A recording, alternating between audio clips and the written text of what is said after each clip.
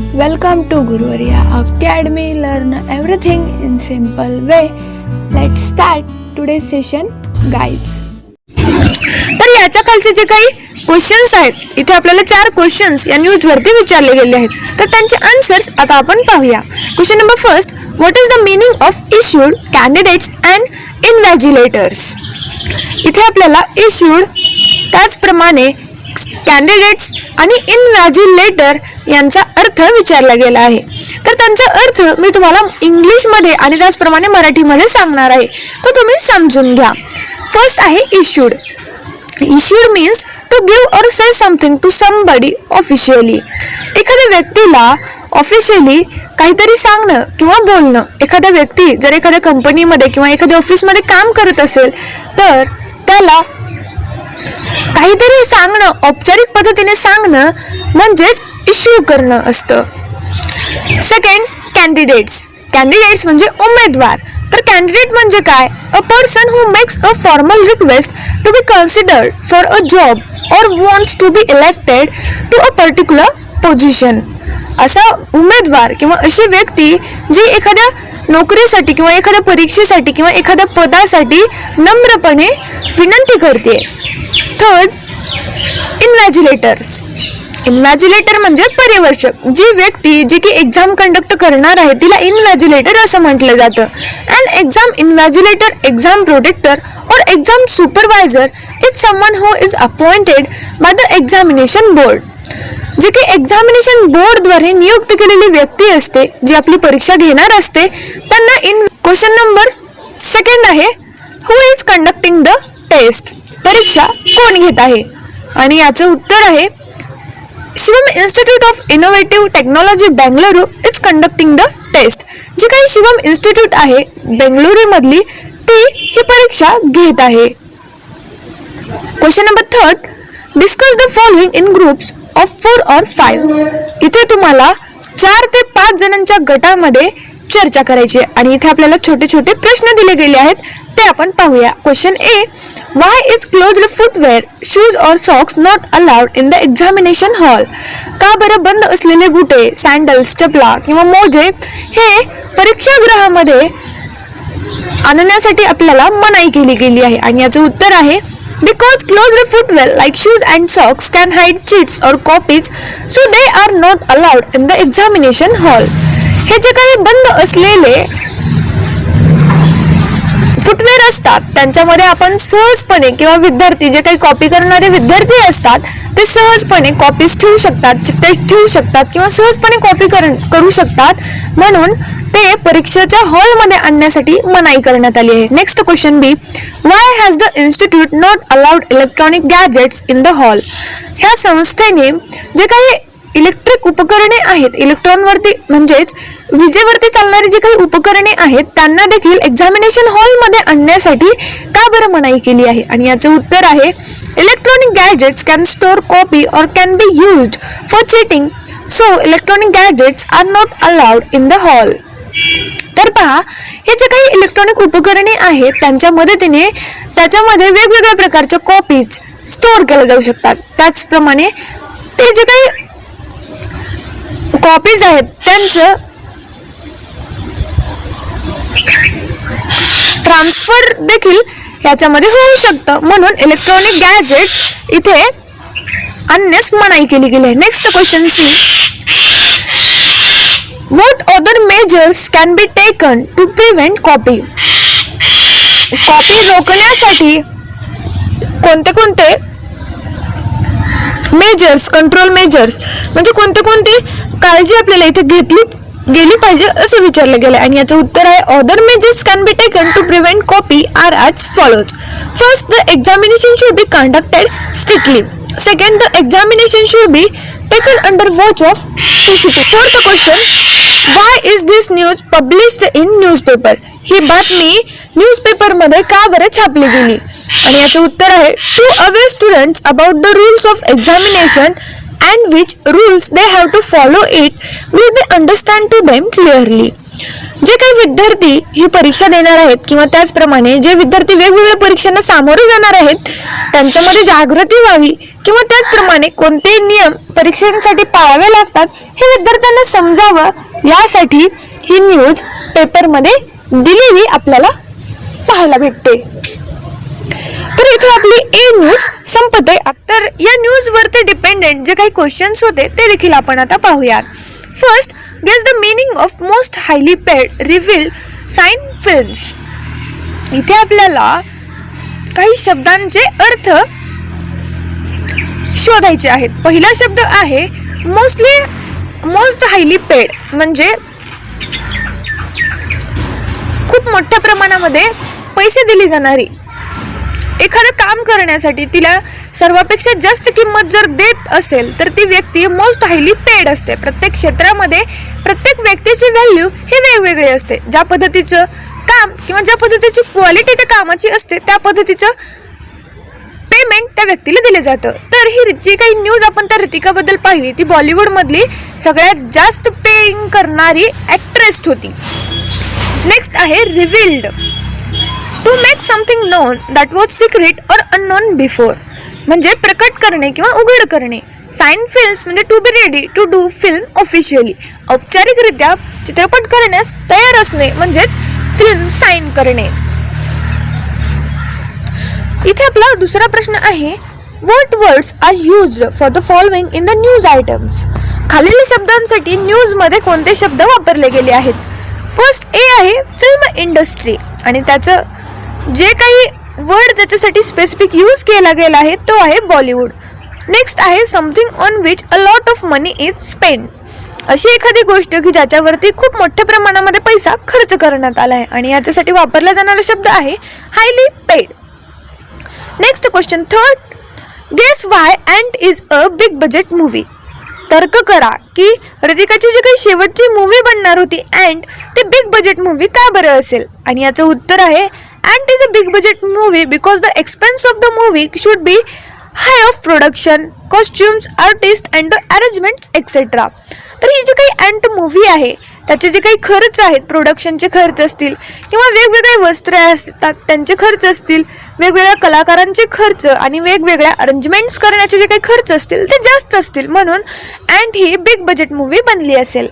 Question number 4, can you think of other reasons for Ritika's decision. ऋतिकाच्या निर्णयामध्ये मागे दुसरे कोणते कारणे आहेत असं तुम्हाला वाटतं का. Answer, no, because there will be some problems in her acting career, so she decided to choose new career. मला वाटतं तसं काही नसेल, कारण तिच्या ॲक्टिंग करिअरमध्ये तिला काहीतरी प्रॉब्लेम असतील किंवा आता तिला ॲक्टिंग करून कंटाळा आला असेल, म्हणून ते हे करिअर सोडून नवीन करिअर करण्याच्या विचारात असेल. Next and the last question of this ad, question number 5, what will be Ritika's reaction to this news. आणि ह्या न्यूजवरती ऋतिकाची काय बरं प्रतिक्रिया असेल. Answer, there will be no reaction of Ritika because celebrities have habit of dealing like such news in newspapers, TV channels, etc.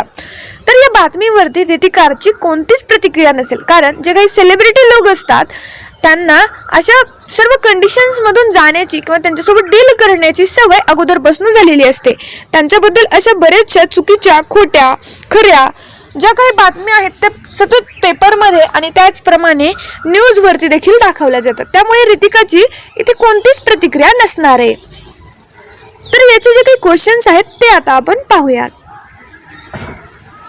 Question number first, guess the meaning of mankind. इथे आपल्याला Mankind या शब्दाचा अर्थ शोधायचा आहे, आणि याचं उत्तर आहे all the humans or human race म्हणजेच मानवजात.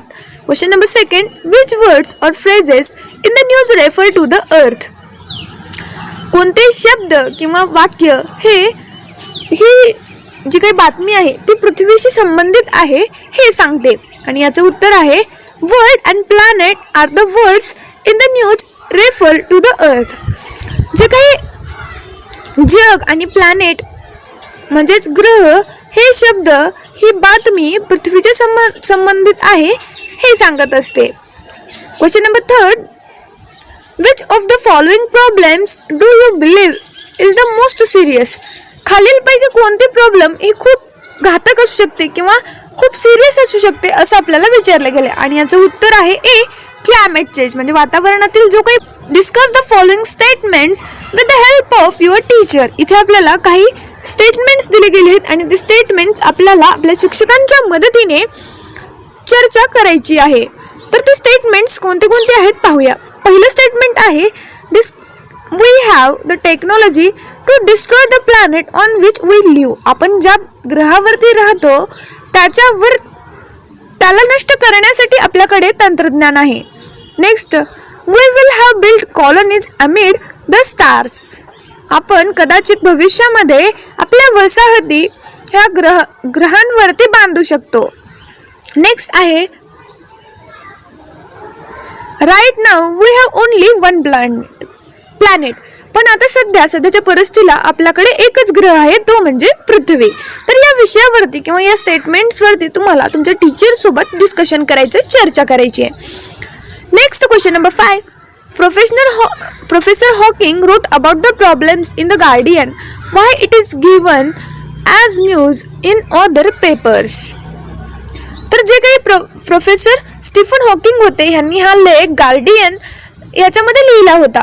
तर हे बाकीच्या वर्तमानपत्रामध्ये ही बातमी म्हणून का बरं देण्यात आलं? आणि याचं उत्तर आहे it is given news to the people aware of the dangerous situation and make them the impending calamities. The news will aware to the scientists and find remedies to protect earth. तर या बातमीमुळे काय होईल, जे लोक ज्यांना याच्याबद्दल काहीच माहित नाही त्यांच्यामध्ये जागृती होईल.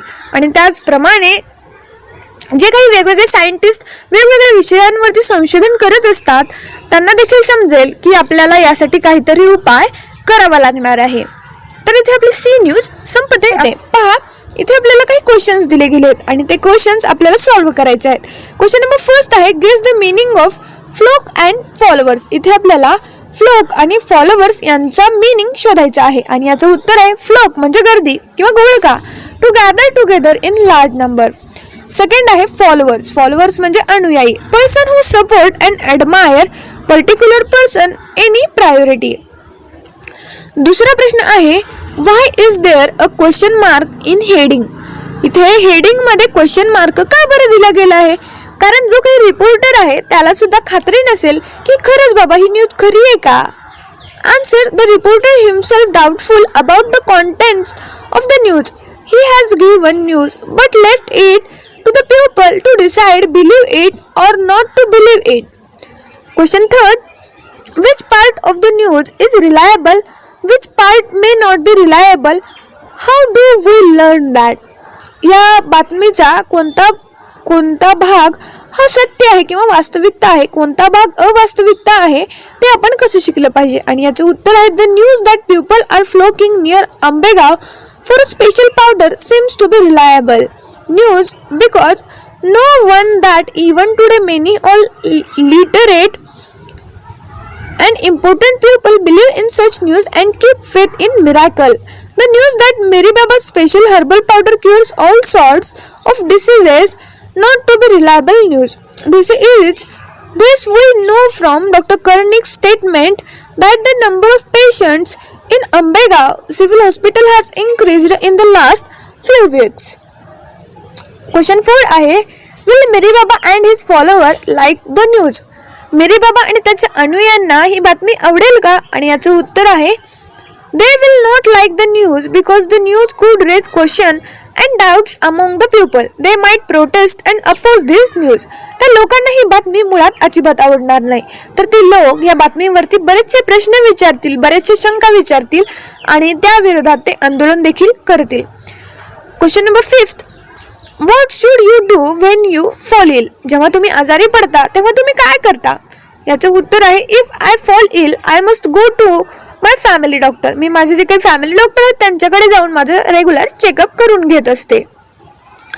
Question number 6, imagine how the news atom helped people understand the truth that Mary Baba's powder can not cure disease. Write the story about in short in your mother tongue. तर ही जी काही कल्पना तुम्ही इथे आपल्या कल्पना करून ह्या स्टोरीच्या पुढली स्टोरी तुम्हाला लिहायची आहे आणि त्याच्यामध्ये असं दाखवायचं आहे की लोकांना मेरी बाबाच्या त्या पावडरचं सत्य कशा पद्धतीनं समजलं ते तुम्हाला इथे मांडायचं आहे. आणि याचं उत्तर आहे काही सुशिक्षित तरुणांनी मिरीबाबाच्या मठापाशी जमलेल्या सर्व रुग्णांना जमा केले. मिरीबाबाला मठाबाहेर आणले आणि ती पावडर म्हणजे औषध नसून साधे बाजरीचे पीठ आहे हे सर्वांसमक्ष मिरीबाबाला कबूल करायला लावले. मिरीबाबाने आपण पैसे कमवण्यासाठी लोकांना फसवले हे कबूल केले. तर इथे आपल्या त्या न्यूज ABCD या न्यूज विथ क्वेश्चन्स संपतात.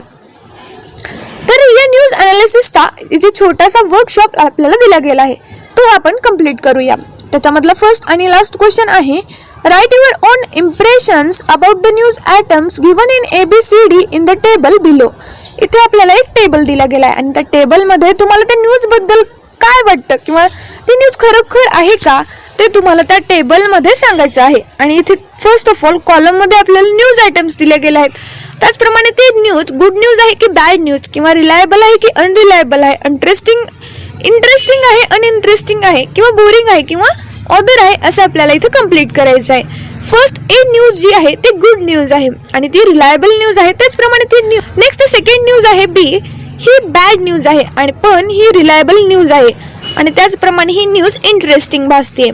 सी देखील बॅड न्यूज आहे पण रिलायबल न्यूज आहे आणि ही न्यूज देखील इंटरेस्टिंग भासते. And last bad news unreliable आहे आणि अनइंटरेस्टिंग अशी ही न्यूज आहे. तर विद्यार्थी मित्रांनो, इथे आपला न्यूज अनालिसिस हा जो काही चॅप्टर होता तो विथ क्वेश्चन्स आपण संपवलेला आहे. बातम्यांचे विश्लेषण करत असताना आपण प्रश्नांचं देखील विश्लेषण इथे केलेलं आहे.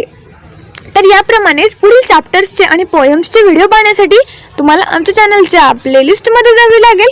तिथे तुम्हाला 7th स्टँडर्ड इंग्लिश या फोल्डरमध्ये सर्व व्हिडिओज मिळतील, पाहायला विसरू नका. धन्यवाद.